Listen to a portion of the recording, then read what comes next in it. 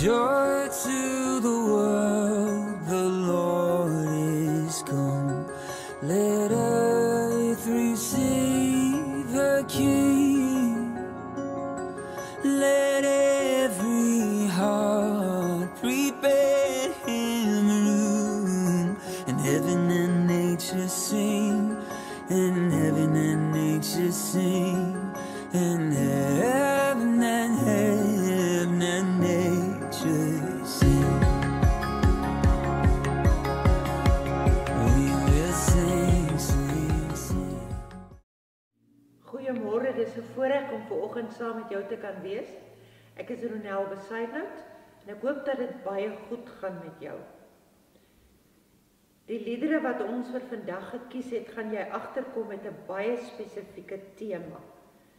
Die heel eerste een is lied 167, wat vir ons vertel dat ons 'n bron het. Ons het 'n lewensaar, en daardie lewensaar bestaan uit vreugde uit.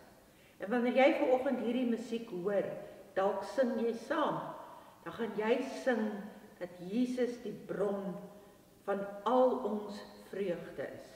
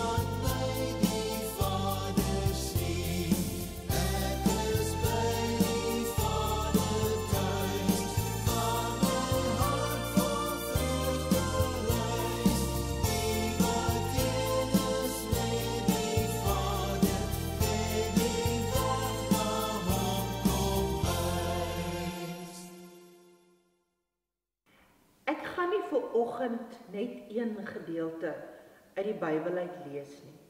Ek wil so dwars deur die preek na etlike tekste verwys. Maar wat ons wel gaan doen voordat ons gaan gesels, is om eers saam te bid. Ek nooi jou om nou vir die Here te vra of ons vir hierdie dag en ook vir hierdie woord wat ons gaan hoor, helderheid en krag gee. Here, ek wil vir u dankie sê dat ons die voorreg het om by mekaar te kan wees, al is dit op hierdie manier. Dankie vir tegnologie. Dankie vir mense wat vaardighede het, wat ons help om hierdie woorde, hierdie boodskappe in mense se huise te kan bring. Mag elkeen wat hierdie woorde vanoggend hoor, se lewe geseën word, en mag hulle uit die bron van vreugde en vrede verkoop word. Amen. Die heel eerste teksgedeelte wat ek saam met jou wil lees, kom vanoggend uit die profeet Nehemia se boek uit. Hierdie woorde gaan spesifiek oor vreugde en blydskap. Dis Nehemia 12. Ek gaan sulke uittreksels daarvan lees. Met die oog op die inwyding van die muur om Jerusalem, is die Lewiete oral in hulle woonplekke opgespoor en na Jerusalem toe gebring. Hulle moes die inwyding feestelik vier met lofliedere en die musiek van simbale, harpe en liere. Die sangers is ook bymekaar gebring. daar is daardie dag baie offers gebring. Die mense was bly, God het hulle groot blydskap gegee. Ook die vrouens en die kinders was bly. Jy kon die blydskap van Jerusalem ver hoor. Ek kan my nie aan enige vroliker fees dink in die Bybel, wat ek ooit al van gelees het nie. Kan jy jou indink hoe die klank moes geklink het, van 'n stad wie se vreugde van ver af gehoor kan word? As ek aan die Joodse volk dink, dan dink ek aan twee gedagtes. Aan die een kant 'n murmurerende volk, 'n volk in ballingskap, 'n hartseer volk. Maar dan is daar die ander kant van die Jode. Hulle is bekend vir hulle feeste. Hulle is bekend vir vrolik wees. Geen fees gaan verby waar mense nie saam lag en saam gesels nie. Kinders speel speletjies, maak grappies met mekaar, want dis wat 'n mens doen as jy 'n fees vier. Die lewe vir die Jode is inderdaad aan die een kant 'n lewe van feesviering. As jy dit nie glo nie, dan kan jy maar net bietjie deur die psalms gaan blaai. Die psalms is vol klanke van vreugde. Spreuke ook. Luister bietjie hierna. Spreuke 15 vers 13. Blydskap laat 'n mens se gesig straal. 'n Paar verse verder, by vers 30. Stralende oë bring blydskap. 'n Goeie tyding verkoop 'n mens. 2 hoofstukke verder, Spreuke 17 vers 22. 'n Vrolike mens is 'n gesonde mens. 'n neerslagtige mens raak uitgeput. Dis natuurlik nie net in die Ou Testament wat 'n mens daarvan lees nie. Kan jy jou die gelykenis weer indink van Jesus wat vertel van daardie dag toe die pa se blydskap so oorloop, dat hy vir hierdie seun wat teruggekom het, selfs 'n feesmaaltyd voorberei, en dan staan daar dat hulle partytjie gehou het. Laat ons vrolik wees, het die pa uitgeroep. Dit moes 'n jollifikasie gewees het. Ons lees in 1 Petrus 1 ook hierdie mooi woorde van 'n onuitspreeklike en heerlike blydskap wat ons sal vervul. Dit het my laat wonder. Hoekom hoor ons so min preke oor lag en vrolik wees, van blydskap en van humor? As ek nou aan myself dink, 30 jaar lank 'n predikant, en weet jy, tot my belydenis moet ek vandag sê, ek het nog nooit 'n preek gemaak oor lag en oor humor nie. Ek is verbaas, ek kan dit nie glo nie. Want dit is dan so deel van ons lewe. Hoe is dit moontlik? Martin Luther sal geskok wees. Ek wil hier vir jou 'n aanhaling lees wat Martin Luther geskryf het. Ek gaan dit vir jou in Duits lees, want in Afrikaans gaan jy dit dadelik kan vertaal. Das Evangelium, die evangelie, is niks anderes. Die evangelie is niks anders als lachen zu genießen. Die evangelie is niks anders as om te lag met die doel om te geniet nie. Die Engels vertaal dit net so mooi.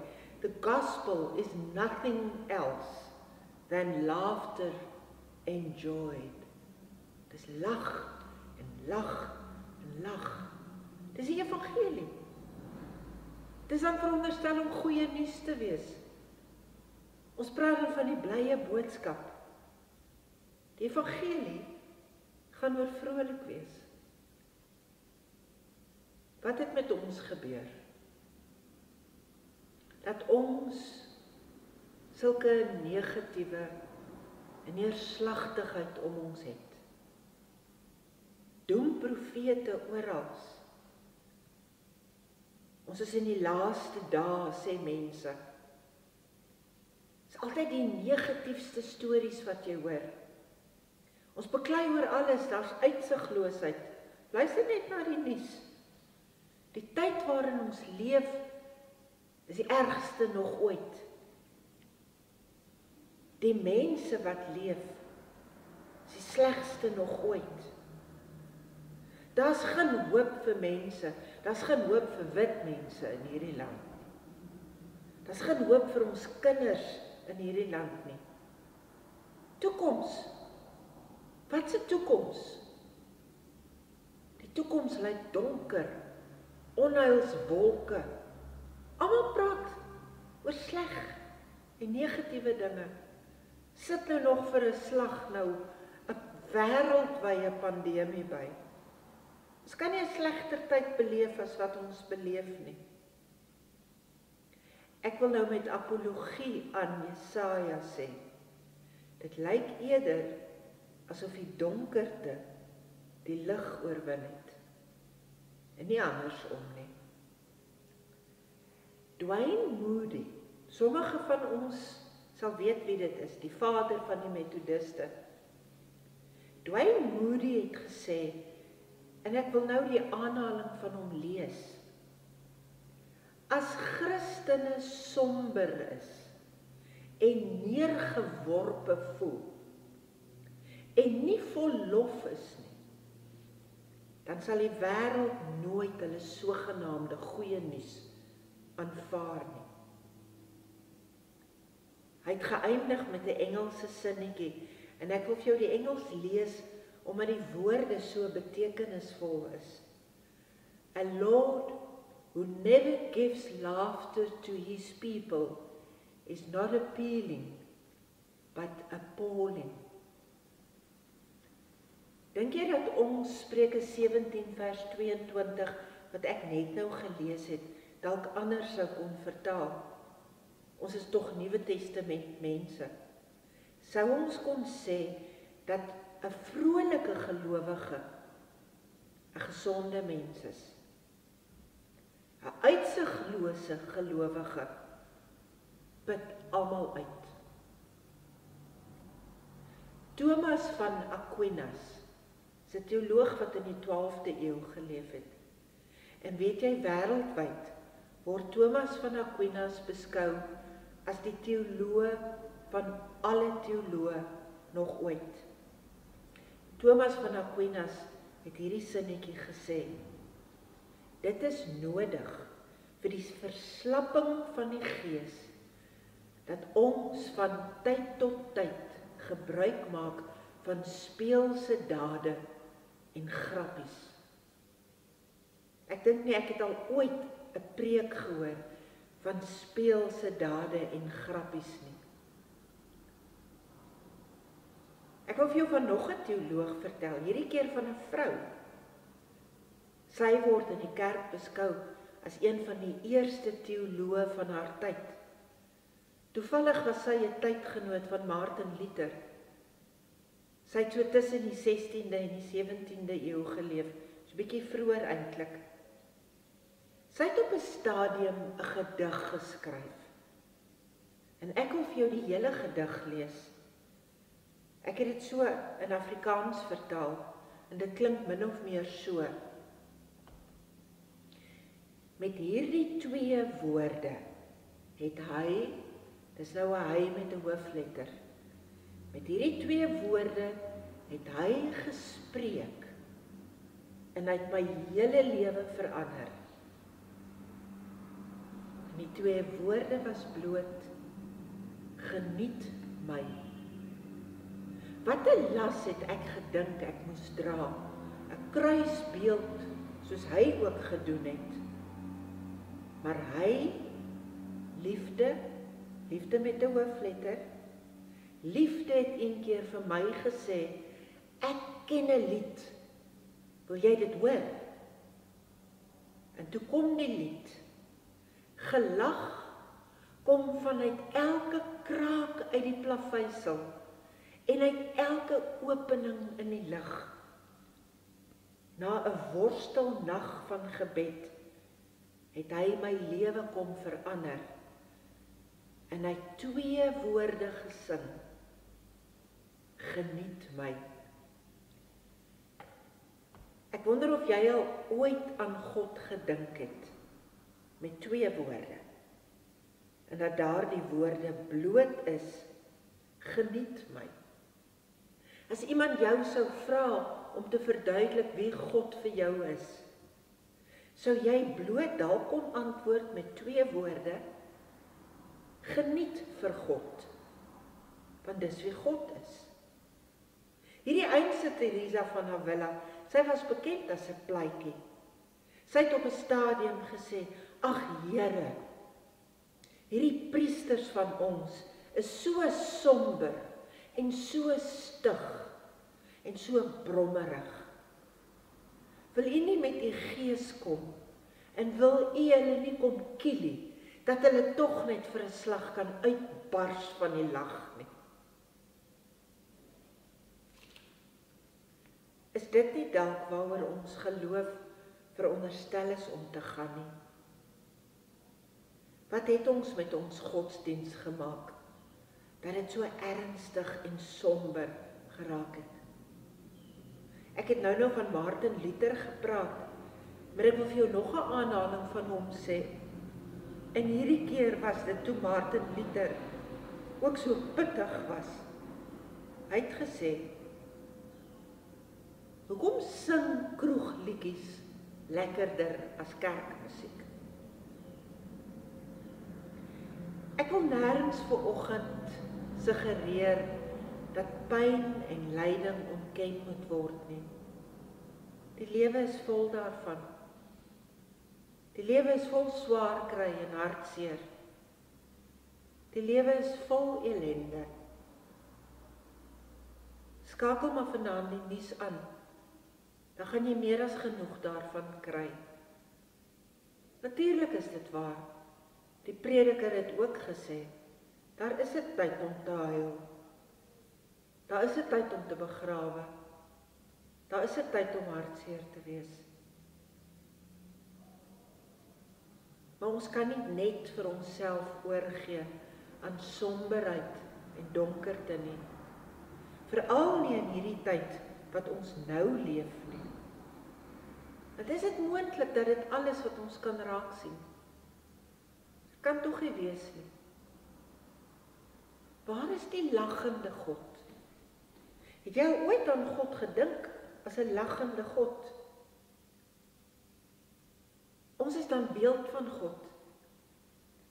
Dit beteken dat ons soos God gemaak is, met daardie eienskappe.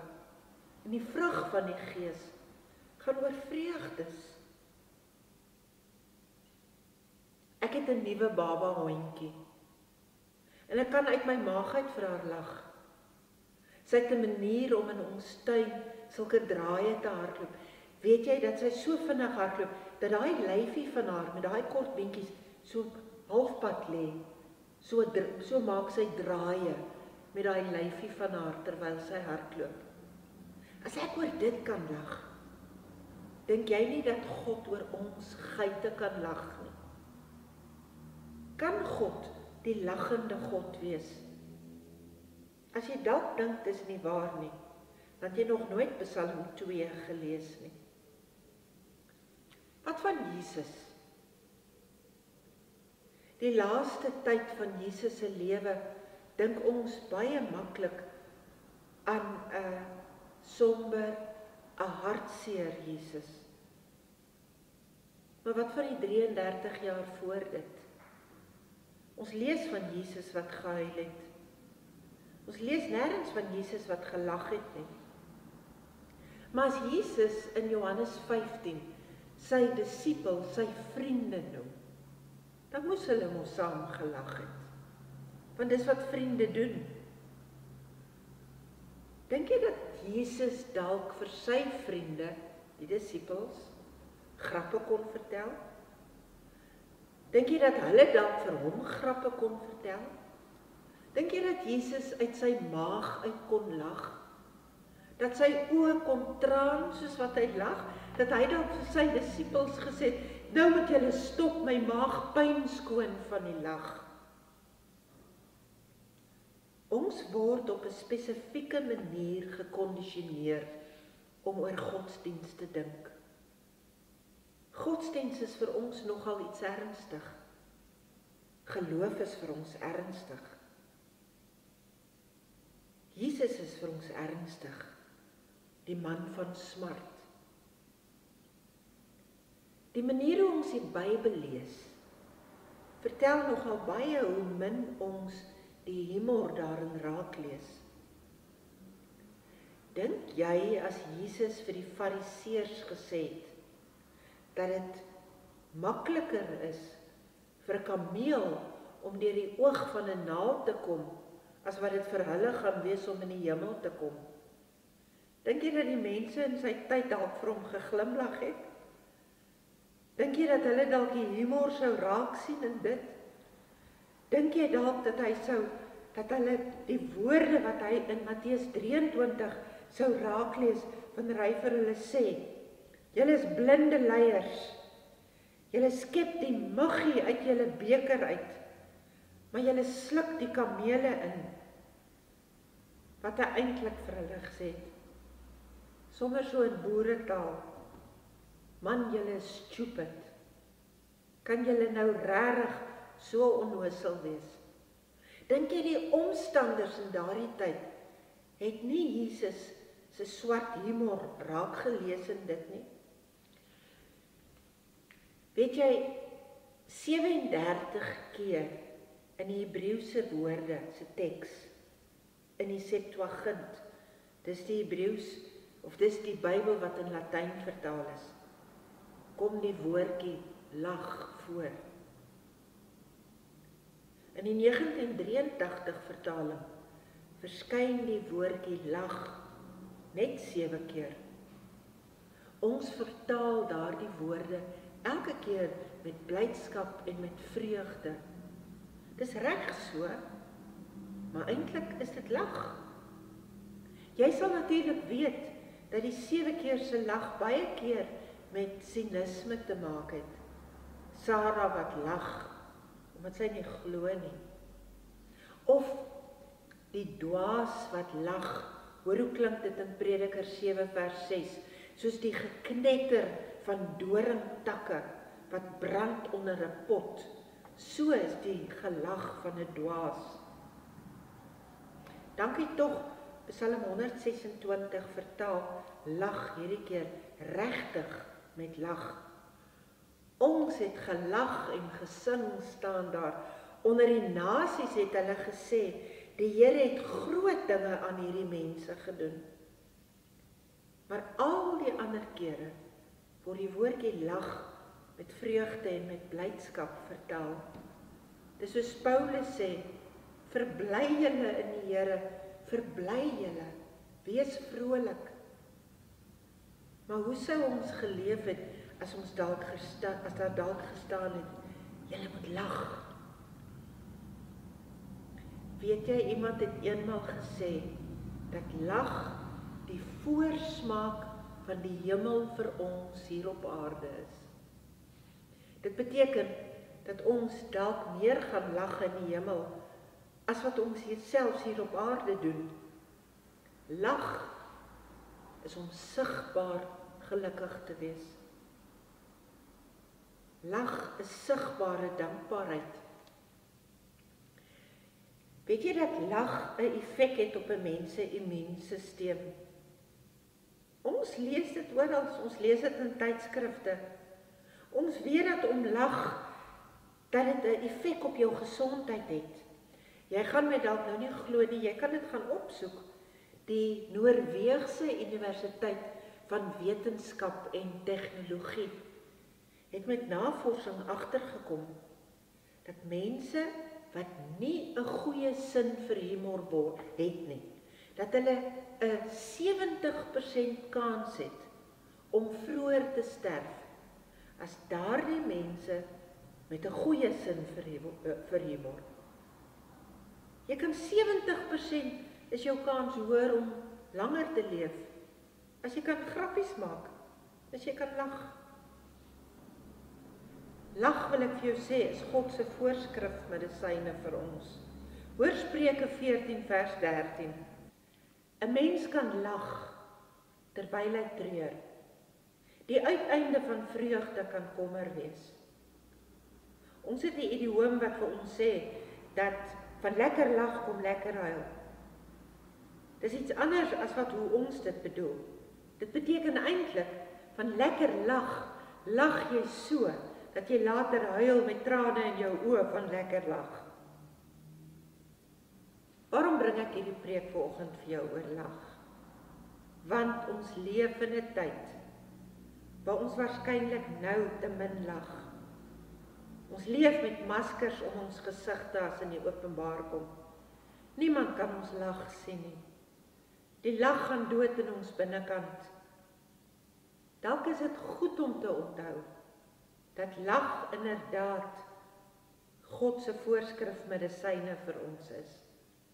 Dalk is dit goed om vandag saam met my te onthou, dat dankbaarheid die manier is wat die toekoms vir ons hoopvol maak. Elke dankbaarheidsoomblik is 'n vreugdeoomblik, elke vreugdeoomblik is 'n lagoomblik, en elke lagoomblik is 'n godsoomblik. Amen. Ons gaan vanoggend ons gebed afsluit met 'n psalm. Ons gaan Psalm 33 saam sing, vers 1 en vers 7. Luister hoe mooi sluit vers 7 vir ons gebed af. In ons vreugde lag ons, op sy goedheid wag ons, hoopvol in gebed. Mag jy vanoggend die seën van die Here in jou lewe ervaar. Dit kom van God wat jou liefhet, die lagende God. En Jesus wat die lagende God se woorde is, wat ook lag saam met jou. En die Gees, wat ook God se lagende Gees is. Mag jy 'n mooi week hê, en mag jy baie lag. Amen.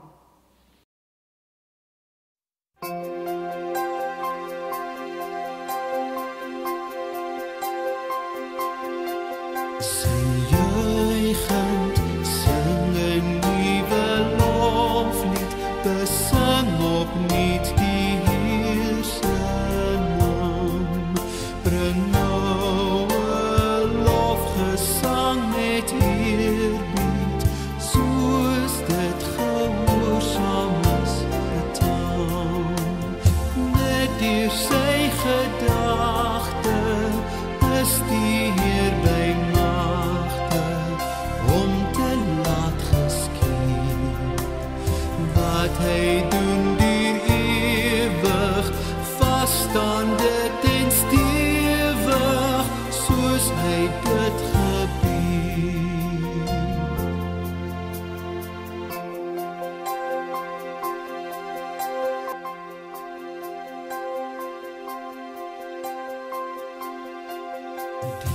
Die Here gee ons sy beskerming, hy sal sy oog op ons behou.